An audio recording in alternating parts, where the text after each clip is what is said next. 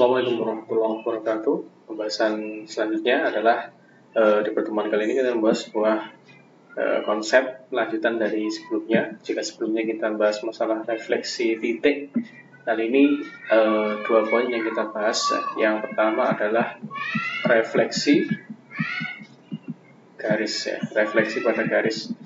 Nanti selanjutnya adalah kita bahas refleksi pada bidang. Oke, kita ketahui sendiri kalau misalkan garis itu terdiri dari beberapa titik dan banyak titik, kumpulan titik dengan jumlah yang tak terhingga, kumpulan titik dengan jumlah yang tak terhingga, kemudian disatukan menjadi sebuah garis. Nah, bagaimana merefleksikan sebuah garis, mencerminkan sebuah garis? Sebagai contoh, misalkan saya punya sebuah garis.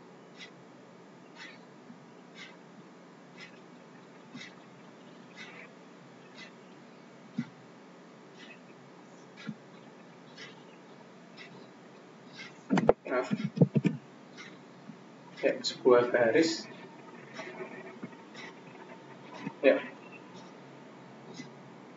ini lurus garis yang lurus sebuah garis saja dia garis A garis A.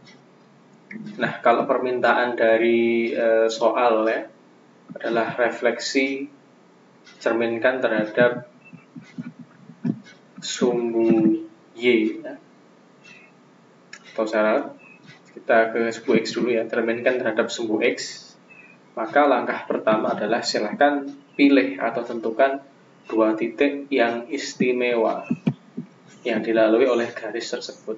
Apa istimewa maksudnya? Misalkan saya tentukan titik di sebelah sini, ini tidak istimewa karena kalau kita lihat koordinatnya adalah -1,5, 2,5 jadi berupa pecahan, nggak tepat ini apakah -1,5 atau lebih dan kurang. Maka titik istimewa adalah titik koordinat yang dia berupa bulat berupa bilangan bulat. Misalkan di sebelah sini titik koordinatnya adalah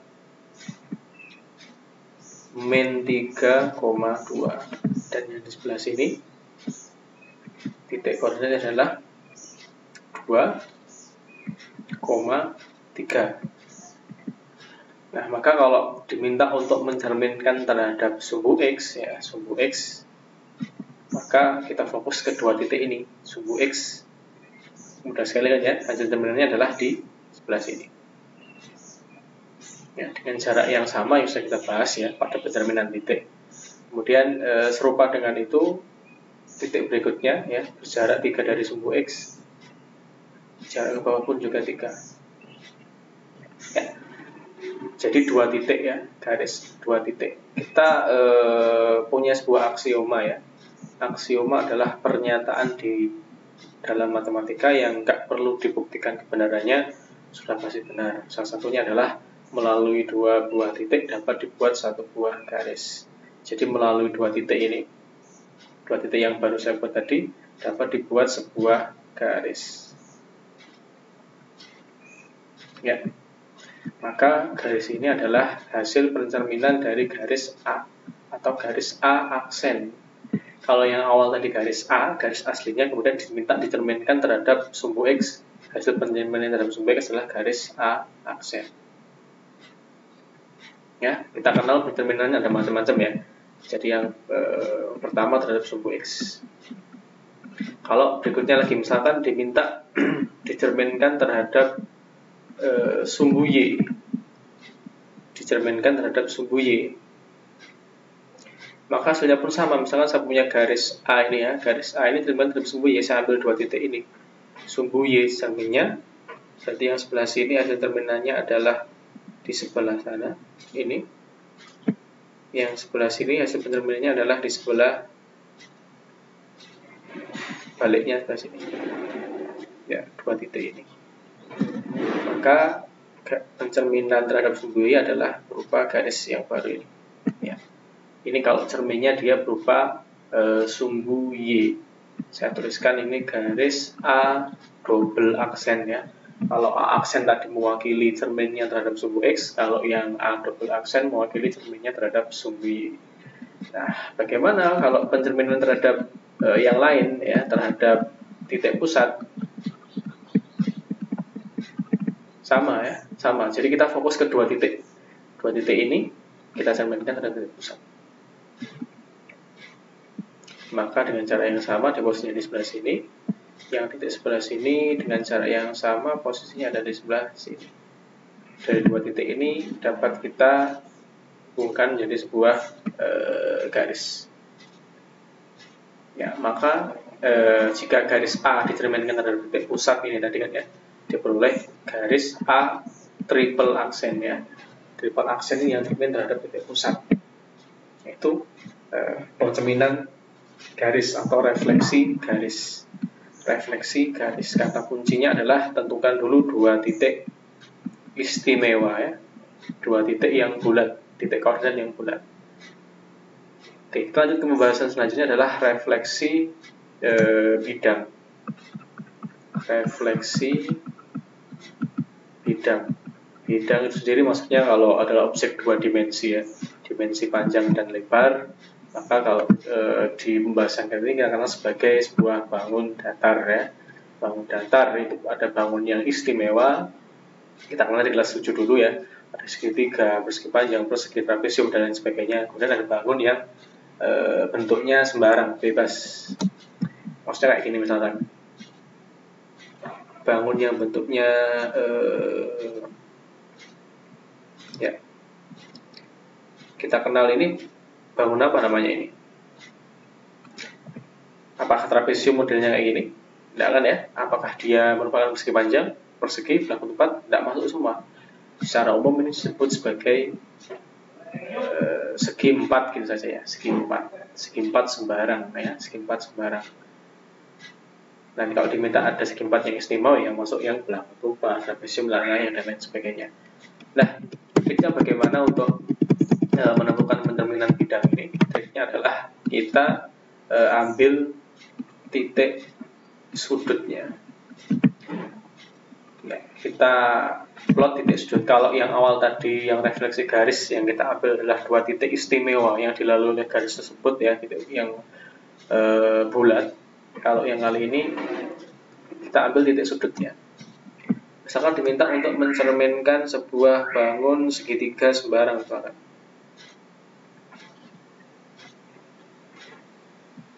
Ya ini model segitiga. Ya segitiga kita sendiri ada 3 titik ya, sebut saja ini titik A, titik B, titik C. Kalau diminta untuk misalkan saya contohkan satu saja ya, nanti yang lain sebagai latihan. Misalkan dicerminkan terhadap sumbu Y, cerminnya adalah sumbu Y.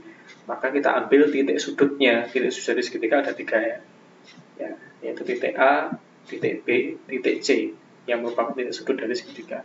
Kemudian langkah selanjutnya kita cerminkan terhadap sumbu Y dengan jarak yang sama 1, 2, 3, 4. Maka jaraknya yang hasil pencerminan pun juga sama ya, di sebelah sini.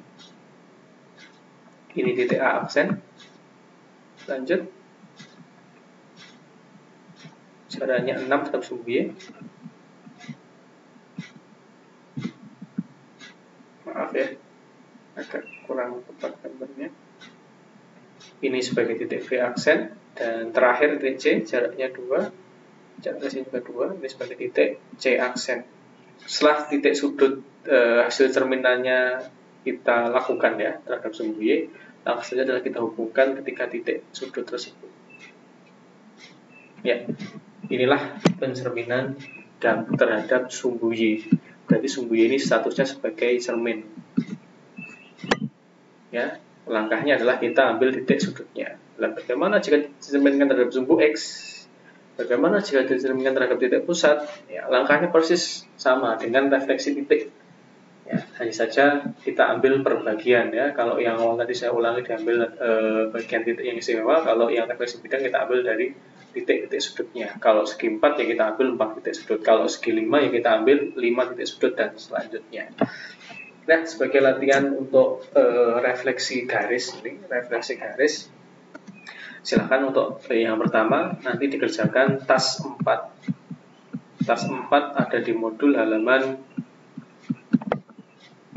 45. Nanti langsung dikerjakan di modul. Nah, di soal itu ada 2 garis ya, ada 2 garis saja, yaitu garis A dan garis B.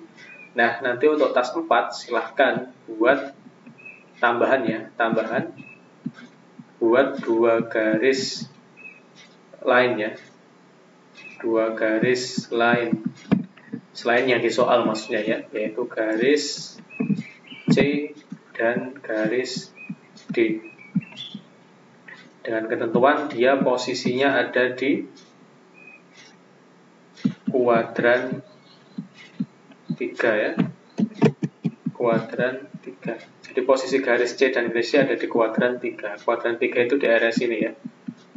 Ya, kuadran 3. Ini silahkan buat garis sembarang. Ya, beri nama garis C dan garis D, kemudian silahkan direfleksikan sesuai dari permintaan soal tas keempat.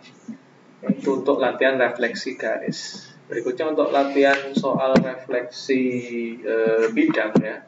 Refleksi bidang ada di tas kelima. Tas kelima ada di modul halaman 47 ya. Nah, silahkan dikerjakan langsung di koordinat yang atau di bidang latih yang disediakan di modul. Di sana ada 3 bidang ya. Mulai dari bidang ABCD sampai dengan bidang IJ, KLMN, F ya. KLMN ya. Nah, IJ, KLMN ya, di sana ada 3 bidang, silakan dicerminkan sesuai permintaan yang diminta dari soal untuk tas kelima sebagai latihan refleksi bidang.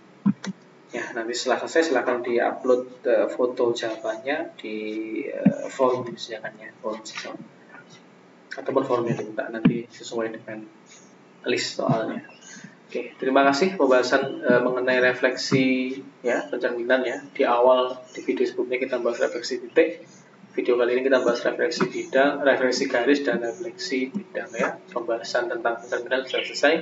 Untuk pertemuan selanjutnya kita akan bahas transformasi dengan model lain ya, selain pencerminan atau refleksi. Terima kasih. Akhiran, semoga ilmunya bermanfaat untuk dunia dan akhirat tentunya.